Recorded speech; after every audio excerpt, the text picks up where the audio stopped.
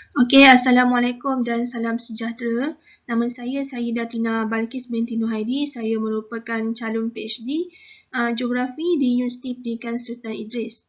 Okey, untuk seminar pendidikan siswaza ini, saya akan membentangkan mengenai sebahagian daripada dapatan kajian saya, iaitu tahap amalan dan kemahiran kelestarian alam sekitar belia Malaysia. Okey, kita pergi kepada latar belakang kajian. Seperti mana yang kita ketahui, istilah Sustainable Development Goal kita dah biasa dengar, iaitu matlamat pembangunan lestari. Ianya merangkumi 17 matlamat yang mensasarkan kepada kelestarian alam sekitar. Selari dengan itu juga, Revolusi Industri 4.0 telah tercetus apabila berlakunya tahun milenia ini, di mana terjadinya transformasi digital.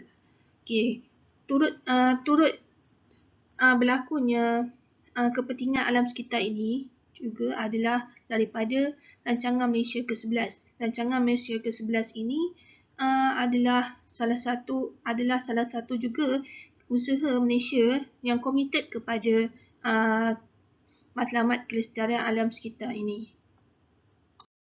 Okey, untuk permasalahan kajian, okey, kenapanya perlunya usaha kajian berkenaan dengan kelestarian alam sekitar ini konsisten dan terus dilaksanakan? Ini kerana berlakunya pertambahan pembangunan dan juga pertambahan penduduk di dunia. Maka dengan itu, penggunaan sumber-sumber jadi akan semakin bertambah dan akan berlakunya kemerosotan alam sekitar jika tiada kesedaran untuk menjaganya. Okay, maka dengan itu, selain daripada kita lihat kepada faktor-faktor fizikal, kita juga perlu lihat kepada faktor-faktor elemen psikometrik kesedaran alam sekitar seperti pengetahuan, nilai, sikap, amalan dan berkenaan dengan psikometrik yang lain. Ini akan membantu dalam meningkatkan usaha supaya rakyat kita ataupun rakyat di dunia ini berliterasi tinggi dalam menjaga alam sekitar. Okey, sebelum saya pergi kepada objektif kajian, saya akan terangkan dulu kenapa kita pilih belia berbanding masyarakat di Malaysia. Okey, seperti mana kita tahu, belia ni adalah tunjang kepada negara dan juga kebanyakan belia telah melalui fasa-fasa di institusi pengajian di sekolah dan juga sedang melalui pengajian di institusi pengajian tinggi, serta ada belia-belia ni yang telah memasuki alam pekerjaan dan ini akan memberi impak lah kepada dapatan kajian ini. Okay, oleh itu, objektif kajian ini saya akan mengkaji tahap amalan kelestarian alam sekitar belia Malaysia dan juga mengkaji tahap kemahiran kelestarian alam sekitar belia di Malaysia. Okay, ini adalah ringkasan metodologi kajian. Yang pertama adalah pendekatan yang saya gunakan adalah pendekatan kuantitatif. Kaedah adalah kaedah tinjauan. Lokasi adalah meliputi 5 zon di Malaysia iaitu Utara, Tengah, Selatan, Pantai Timur dan Malaysia Timur. Okay, populasi adalah 14,876,800 belia Malaysia. Okey, saiz sampel yang saya gunakan adalah 1,000 orang belia Malaysia yang berumur 19 hingga 40 tahun. Okey, teknik persepelan yang saya gunakan adalah persepelan berserata yang merangkumi jantina dan juga lokasi serta kelompok belia. Okey, instrumen kajian adalah menggunakan soal selidik dan analisis adalah menggunakan analisis deskriptif iaitu frekuensi, mean dan juga peratus. Okey, ini adalah ringkasan bagi populasi dan sampel kajian. Okey, ini adalah zon-zon yang saya nyatakan tadi iaitu Utara meliputi Perlis, Pulau Pinang dan Perak. Zon Tengah adalah Negeri Selangor, Kuala Lumpur dan Putrajaya. Zon Selatan Negeri Sembilan, Melaka dan Johor. Zon Pantai Timur, Pahang, Kelantan dan Terengganu. Zon Malaysia Timur adalah Sarawak, Sabah dan Labuan. Setiap daripada zon-zon ni, seramai 200 orang sampel telah diambil. Instrumen kajian adalah instrumen soal selidik yang diedarkan secara manual, secara face to face dan juga secara online menggunakan Google Form. Okey, antara kandungan dalam soal selidik adalah yang pertama adalah bahagian A, latar belakang responden, jantina, umur, lokasi. Bahagian B adalah amalan kelestarian alam sekitar dan bahagian C kemahiran kelestarian alam sekitar yang diubah suai daripada Hanifah et al. 2017 dan juga National Geography 2019. Okay, untuk analisis kebolehpercayaan instrumen Alpha Cronbach untuk amalan kelestarian dan juga kemahiran kelestarian alam sekitar, nilai Alpha Cronbach adalah 0.9 ke atas. Ini adalah pada kategori yang baiklah. Dan begitu juga untuk pemboleh ubah amalan 3R, pembelian hijau, penjimatan tenaga elektrik, penjimatan air, mod perjalanan juga adalah 0.7 ke atas.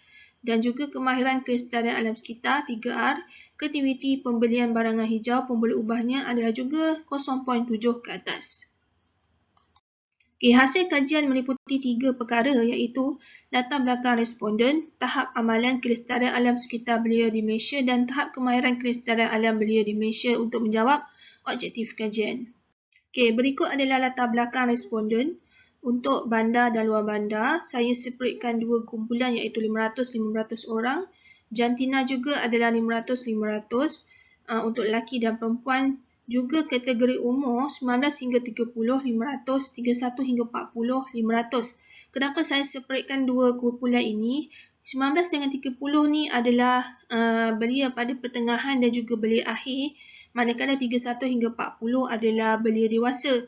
Ada satu lagi kategori iaitu 15 hingga 18 iaitu kategori belia awal. Saya tidak masukkan dalam kajian inilah kerana kita nak kalau boleh ada kematangan dalam menjawab soal selidik. Okey, ini adalah pengkelasan tahap Lender 1997 iaitu daripada 5 skala kita grupkan kepada 3. Kita bahagikan 3. Jadi dia akan dapat skor 1 hingga 2.33 adalah pada tahap rendah. Skor 2.34 hingga 3.66 sederhana dan skor 3.67 hingga 5 adalah skor tinggi. Okey, ini adalah hasil analisis tahap amalan kelestarian alam sekitar belia di Malaysia. Didapati bahawa pemboleh ubah, amalan kelestarian alam sekitar dan sub pemboleh ubah, amalan juga berada pada tahap purata tinggi iaitu mean dia between 3.67 hingga 5.00. Okay, untuk tahap kemahiran kelestarian alam sekitar belia di Malaysia, untuk pemboleh ubah kemahiran dapati bahawa tahap adalah sederhana. Untuk 3R pula, pemboleh ubah kemahiran adalah tinggi. Kreativiti sederhana dan juga pembelian barang hijau tinggi. Jadi dilihat di sini adalah terdapat jurang dalam kreativiti di mana tahap untuk belia Malaysia ni ke arah kemahiran kelestarian adalah sederhana. Jadi overall untuk kemahiran dapati bahawa pada tahap sederhana walaupun nilai min tu dah hampirlah 3.67 jadi 3.64. Okey, perbincangan kajian didapati bahawa tahap amalan kelestarian alam sekitar belia di Malaysia adalah tinggi secara keseluruhannya. Manakala tidak bagi kemahiran. Kemahiran dilihat adalah pada tahap sederhana kecuali sub pemboleh ubah 3R dan juga pembelian barangan hijau.